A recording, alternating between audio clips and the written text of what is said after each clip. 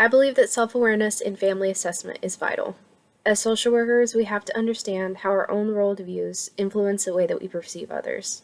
This is especially true when it comes to working with families, as there can be much determined by the way that families interact with each other.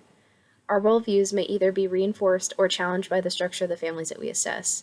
The Direct Social Work Practice textbook says that social workers need to grapple with their own assumptions about what constitutes a healthy and functional family. That quote emphasizes that the social worker should not force their own way of living onto every family that they work with just because they think that it is the right way. Cultural values influence these beliefs and values around family in a significant way.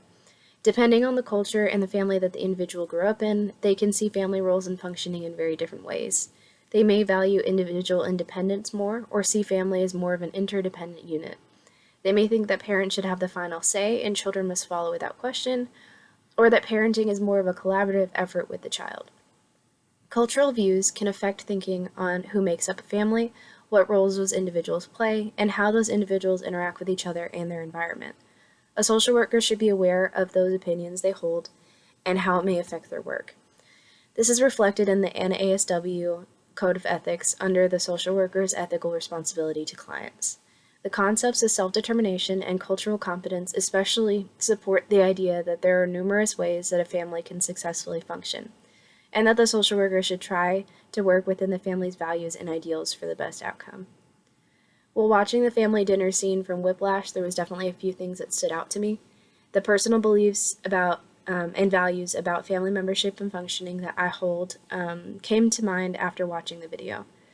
The way that the family was behaving made me realize how important it is to me to value individual family members, including their work and interests, and communicating effectively, even when there is tension, and not being passive aggressive. The family illustrated their own beliefs and values through their actions and communication in the video. They seemed to want every member of the family to share similar interests and made value judgments on what did not fit into those interests. The parents also seemed as if they viewed what they perceived to be as failures as a reflection of themselves and their parenting.